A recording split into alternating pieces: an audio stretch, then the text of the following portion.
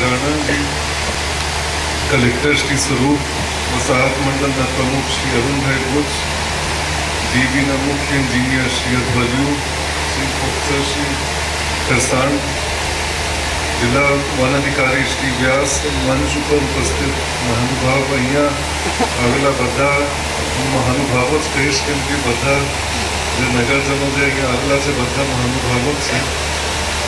અને આજે બહુ આનંદ થાય છે કે રક્ષાબંધનના શુભ પ્રસંગે ગાંધીનગર જિલ્લાના સ્થાપના દિવસની ઉજવણી આપણે કરીએ છીએ અને તે પણ જે સ્થળ ઉપર ગાંધીનગર પરિયોજનાનું આખી શરૂઆત થઈ તે સ્થળથી આપણે આ કાર્યક્રમ થાય છે તે જાણવા બહુ આનંદ થાય છે અને મારા માટે ખાસ કરીને વ્યક્તિગત રીતે પણ બહુ એક આનંદનો આ પ્રસંગ છે કેમ કે હું અહીંયા જિલ્લા વિકાસ અધિકારી તરીકે અને 2 વખત કલેક્ટર તરીકે રહી ચૂકેલા છું અને પ્રભારી સચિવ તરીકેથી તો મને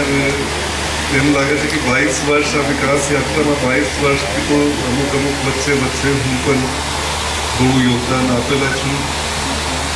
આપણે અરુણભાઈ બુચ મને આવીને મળ્યા અને ઘણી બધી એમને યોજનાઓ છે ગાંધીનગરના વિકાસ સારી રીતે થાય આ માટે ઘણા બધા એમના પ્રયત્નો છે અને કલેક્ટરશ્રીએ જે સંકલનની વાત કરી કોઓર્ડિનેશનની તો આપણે જાણીને આનંદ થશે કે કોઓર્ડિનેશન માટે આપણે બહુ પ્રયાસ નથી કરવાનો કેમ કે અરુણભાઈ બુચ દરેક સચિવોને મળતા જ હોય છે જે જગ્યાએ કોઓર્ડિનેશન કરવું છે તો પોતે જ પહોંચી જાય કે આ તમારી માંગણી છે અહીંયા માટે અટકેલી છે ત્યાં આમાં થોડું હસ્તક્ષેપ કરો યોગદાન આપો તો એટલે ગાંધીનગરમાં આપણે બહુ મોટા ભાગે જ્યારે અહીંયા સચિવાલયમાં હતા ત્યારે ગાંધીનગરમાં જ હું મારું રહેતો હતો એટલે વર્ષોથી હું જાણું છું ગાંધીનગરમાં બહુ સારું શહેર અને આપણે એમ કહીએ તો આખા ભારતમાં એક આદર્શ શહેર તરીકે ગાંધીનગર છે આજે। હવે આંતરરાષ્ટ્રીય સ્તરે પણ 1-2 બાબતો છે જે પહેલે ગાંધીનગર પહેલા ક્રમે હતા જે ગ્રીન સિટીના આપણે કહીએ છીએ સૌથી વધારે વૃક્ષાચ્છાદિત શહેર તરીકે ત્યારે હવે 1 કે 2 પોઈન્ટથી બીજા ક્રમે જતો રહ્યો છે આંતરરાષ્ટ્રીય સ્તરે। તો આપણે ખરેખર વન વિભાગને અને જિલ્લા વન અધિકારીને હું વિનંતી કરું છું કે આખું કાર્યક્રમ ગોઠવીને આપણે પાછું આંતરરાષ્ટ્રીય સ્તરે પહેલા ક્રમે જઈએ તો બહુ આનંદની વાત થશે અને સાથે સાથે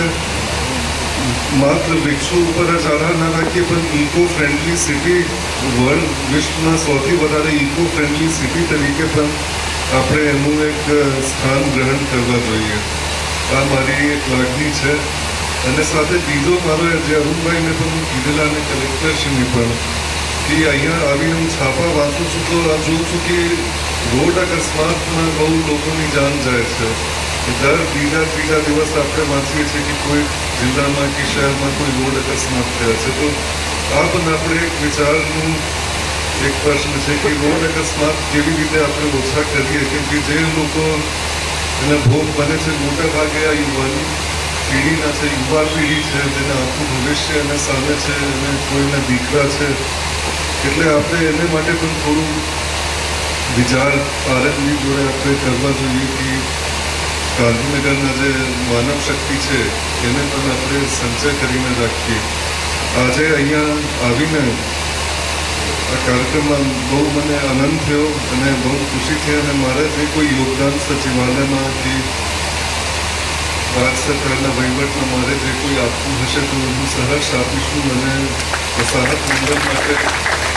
જિલ્લાધિકારીઓ માટે અને બધા માટે કોઈ પણ બાબત હોય તો આપ આવીને મને બતાવી શકો કે અહીંયા મેટર અટકેલી છે સચિવાલયમાં તો આપણે જઈને એનું ઉકેલ માટે પ્રયત્ન ભેગા કરશું। બધાને ખૂબ ખૂબ આભાર।